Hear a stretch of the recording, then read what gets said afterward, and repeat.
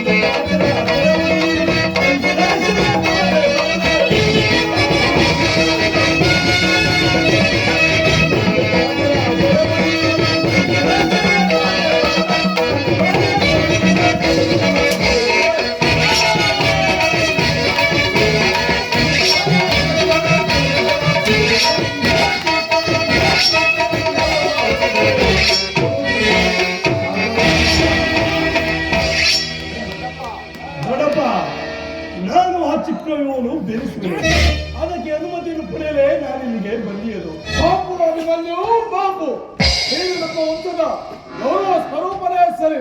ಅಭಿಮಾನಿ, ನಿನ್ನ ಉತ್ಸಾಹನ ನಾವು ಅಭಿನಂದಿಸಲು, ಆದರೆ ಈ ಕೆಲಸವು ನಿನ್ನಿಂದ ಸಾಧ್ಯವಿಲ್ಲ. ದೊಡ್ಡಪ್ಪ, ನಾನು ಚಿಕ್ಕವನೆಂದು ಈ ರೀತಿ ಹೇಳ್ತಿರುವಡ?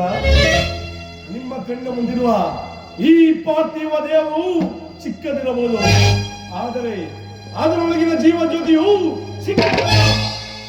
ಅದು ತನ್ನ ಶಾಂತ ತೇಜ ಚಿರಪ್ರಕಾಶದಿಂದ ಜಾಜ್ವಲಮಯವಾಗಿ ಬೆಳಗುತ್ತಿರುವುದು.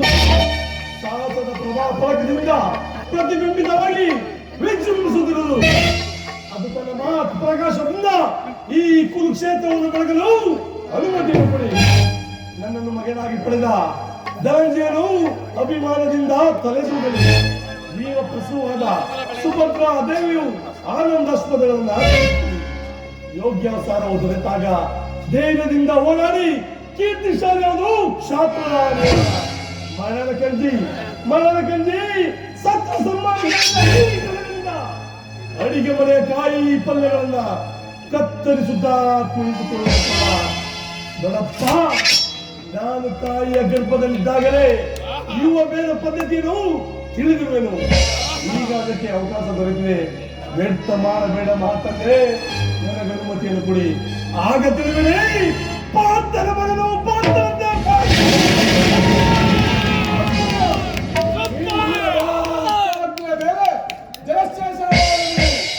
ನಾವು ಸೈನ್ಯ ಸಮೇತರಾಗಿ ಅಭಿಮನ್ಯುವಿನ ಸಹಾಯಕ್ಕಾಗಿ ನಿಲ್ಲುವೆನು. ನಿನ್ನ ಇಚ್ಛೆಯಂತಾಗಲಿ ಬೇಗ ಸೈನ. ಈ ಪ್ರಿಯ ಬಾಲಕನ ಧನಂಜಯನ ಪ್ರಾಣ ಪದಕವನ್ನು ನಿನ್ನ ಕೈಯಲ್ಲಿ ಇಡುತ್ತಿರುವನು. ಯುದ್ಧ ರಂಗದಲ್ಲಿ ನೀನು ಈತನನ್ನು ಒಂದು ಕ್ಷಣವೂ ಬಿಟ್ಟಿದ್ದಾರದು. ಹೋಗಿ ಬಾ ಕುಮಾರ, ನಿನಗೆ ಮಂಗಳವಾಗಲಿ.